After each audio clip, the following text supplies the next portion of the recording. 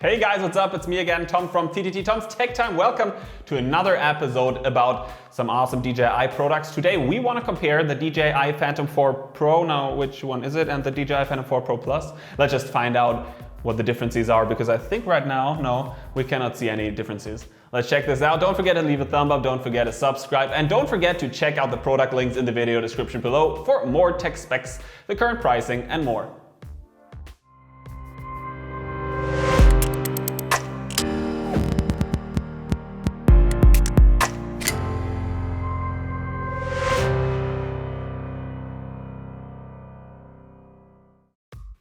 We could stare in forever at these two beautiful drones, but we probably would not really see a difference because there simply is none. The bodies are the exact same, so let's just get rid of these two beautiful drones and let's unveil the mystery. The difference gets visible when taking a closer look at the remote controllers. If you are going to buy the DJI Phantom 4 Pro, you will have to use your own tablet computer or cell phone as a monitor. And if you're planning on purchasing the DJI Phantom 4 Pro Plus, you get a remote controller with an inbuilt screen. But there's more to say about these two options, and let me right now compare them. And I'm going to use an iPad mini 4 for this comparison, but you could of course use any other, Android or iOS device as well. The controller of the DJI Phantom 4 Pro without a phone or tablet attached weighs 1.884 pounds, while with an iPad mini 4 attached it already weighs 2.561 pounds. The DJI Phantom 4 Pro Plus remote controller with the inbuilt monitor is heavier than the Phantom 4 Pro's remote controller without an iPad mini, but lighter than the remote controller with the tablet. It weighs 2.226 pounds. Both remote controllers look pretty similar. Before we focus on the displays and talk about the pros and cons, let's first take a look at the back of the controllers. While the DJI Phantom 4 Pro features two USB ports only, the controller of the more expensive DJI Phantom 4 Pro Plus comes equipped with two USB ports plus a micro SD card slot, plus, and that is the real pro, an HDMI out port. This means that you can connect the remote controller to any HDMI screen either on location or at home. Of course, you can separately purchase an HDMI module and install it to the DJI Phantom 4 Pro's remote controller yourself. No worries, the installation is absolutely simple, super basic really. Both a product link and a link pointing at an installation how-to of mine can be found in the video description below. Let's right now take a look at the main difference of these two beautiful remote controllers, the displays. And if we take a closer look at the remote controller of the DJI Phantom 4 Pro Plus, we immediately notice the fixed built-in monitor, 5.5 inches. It is fixed on here. We don't have to remove it. We just fold it up or down perfectly. And on the other hand side, we have the remote controller of the DJI Phantom 4 Pro without an inbuilt screen. We will have to use our cell phones or tablets, and I told you I was going to use an iPad mini 4. But that of course has a big pro as well. We can choose different screen sizes. We can use our tiny small phone screens. We can use an iPad mini, an iPad Air, an iPad Pro, or whatever, or of course Android devices as well, and just snap it in and we're good to go as well.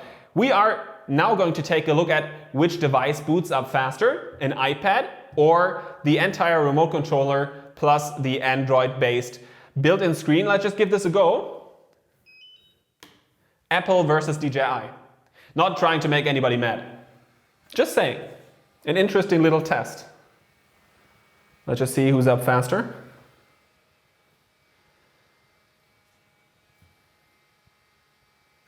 They're both booting up. Oh! DJI is already up and running.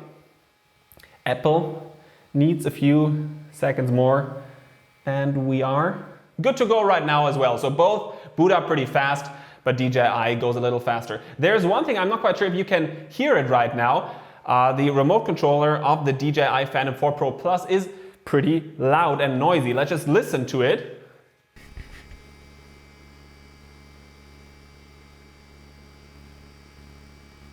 And if I now start moving the remote controller,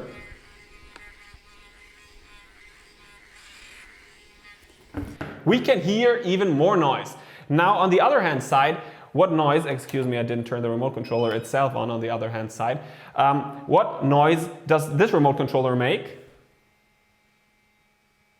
You probably only hear the sound of the other remote controller. This one doesn't make any noises at all. This is of course the fan cooling down the monitor and the entire system. So it's a little annoying, I must say, but it's okay. But before we start talking about the cons, there's one really big pro about the version with the built-in monitor, and that is the brightness of the screen. It is incredibly bright compared to, for example, an iPad or an iPhone, and I have tested plenty. It is incredibly bright, and I think we will have less problems with bright sunlight and reflections when filming outdoors. The display of the DJI Phantom 4 Pro Plus does not only feel brighter, but it truly is. While the iPad Mini 4's display, for example, was measured with 428 candelas per square meter, the unit for measuring the brightness of displays, the inbuilt monitor of the DJI Phantom 4 Pro Plus is more than 2 times brighter and finally measures approximately 1000 candelas per square meter.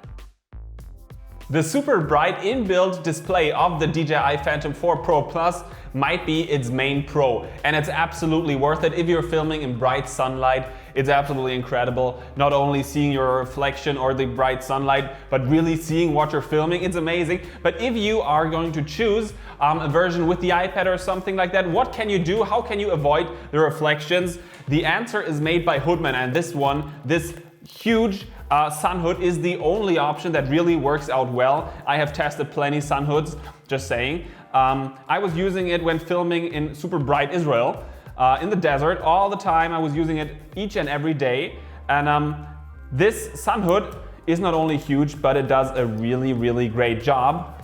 You can take a look at it. And you can create amazing aerials when having this thing attached to the iPad, and of course choosing the inbuilt monitor would be more comfortable. But again, if you for some reason want to choose the iPad, go for one of these Hoodman solutions. Of course, the product link can be found in the video description below. The monitor of the DJI Phantom 4 Pro Plus has a total resolution of 1920 by 1080 pixels, which is Full HD. And the full resolution of our mobile device depends on the model, of course. In this case, the iPad Mini 4 has a total resolution of 2048 by 1536 pixels. And even though the difference is noticeable, I need to say that the higher value is insignificant to drone pilots, as the DJI Go app usually displays HD footage or maximum Full HD, meaning that you won't see more details on a screen with a resolution higher than Full HD, at least technically. When it comes to the operating system, the iPad Mini 4 feels far ahead of the Android-based inbuilt tablet of the Phantom 4 Pro Plus. The Phantom 4 Pro Plus seems to be using Android Lollipop 5.1.1, which is not the latest version available. And of course, the iPad Mini 4 can always be updated to the latest firmware, which currently is iOS 10.2. And while our mobile devices can be bought with different storage capacities, Apple usually offers 32, 64 or 128 GB of total storage. The DJI Phantom 4 Pro Plus's tablet is equipped with 16 GB of capacity only, but usually that should be enough. If you need some extra storage though, you can simply add a micro SD card to the remote controller. While we can download and use all kinds of apps when using the iPad, as the DJI Go 4 app, games, tools, social media, editing apps, and if you know how to, you can even download screen recording apps, we are stuck with 5 apps in total when using the DJI Phantom 4 Pro Plus. We are limited to the DJI Go 4, Facebook, Instagram, Twitter, and Weibo app. Currently, it is impossible to install Litchi or Autopilot, Photoshop, or any other apps, even though we technically can enter the Google Play Store through the browser, but installations aren't possible by now. Welcome to the all-new Tom's Tech Time website. Let me show you around. Dozens of how-to videos, reviews, and comparisons are waiting for you. All categorized, all free, all ready to watch. At tomstechtime.com, you're only one click away from our highly viewed segment, The Drone Film School. There you can find video lessons, buyer's guides, and many filmmaking templates. Don't own a drone yet? Click the Deals page and find the hottest offers on the web. And if you already have a drone, enhance its capabilities with the most highly recommended accessories for filmmaking, safety, and a better flying experience. tomstechtime.com, teaching the world how to fly drones. There is one more big difference: live streaming. I personally love this small feature. Allowing people to join my flights and follow them live on Facebook or YouTube is incredible and a great creative possibility, I guess. Both versions of the DJI Phantom 4 Pro theoretically have no problems with streaming live, and next to the pure aerial video, they both stream the ground audio. While the DJI Phantom 4 Pro uses our mobile device's microphone, the DJI Phantom 4 Pro Plus uses a hidden mic, and both are working quite well. The difference is that when using our cell phone or tablet with a SIM card installed, we can start streaming live wherever we are if we only are connected to a cell phone tower. The DJI Phantom 4 Pro Plus needs a Wi-Fi connection to be able to stream live though, and on location we often don't find a public Wi-Fi. Of course, most smartphones today can act as a mobile Wi-Fi hotspot, no worries. You will be able to stream live with your DJI Phantom 4 Pro Plus as well, but it's a little more inconvenient and I wanted to share that detail with you. Both touch displays seem to be working very nicely. One difference I have experienced and that DJI should fix is that it sometimes seems to be impossible to open up the menu for the display brightness and sound. I don't know why it's not working properly yet, but I guess the developers will fix that issue very fast. Talking about the sound, when watching a video via the browser or when working on a clip within the DJI Go editor, the loud noise of the remote controller is not the only problem of the Phantom 4 Pro Plus. I am really missing a volume button. And as if that wasn't uncomfortable enough already, we are missing a headphone jack, because editing in an airplane or on the car or generally in public can be quite tricky as we don't want to annoy everyone else. Take a look at the overview of the main differences. The DJI Phantom 4 Pro Plus has an incredibly bright display, which is important for filmmaking, and you don't need any extra cables or other devices. It boots up fast and is ready to go within a quarter of a minute only. And it finally features an inbuilt HDMI output. The DJI Phantom 4 Pro's main strength is the lower pricing, the freedom to choose your own device, tablet or smartphone with all its apps and functionalities, the available cell service, and that you can easily edit your footage on the go wherever you are using your headphones and without the need of carrying around the remote controller.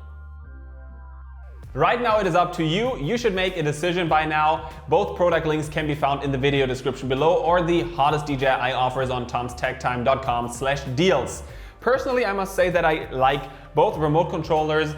I must say that, of course, for fast and on-the-go shooting, the option with a super bright inbuilt screen is just fantastic. And on the other hand side, I just love having the option of just, taking my tablet without the loud and heavy remote controller on a plane or on a car and just start editing and stuff. And of course, the iOS system works a lot better than the Android-based system over here. But it is up to you. Right now, you should leave a thumb up, you should subscribe to never ever miss any upcoming episodes. Again, this was Tom from TTT Tom's Tech Time. Over and out, stay tuned, fly safe.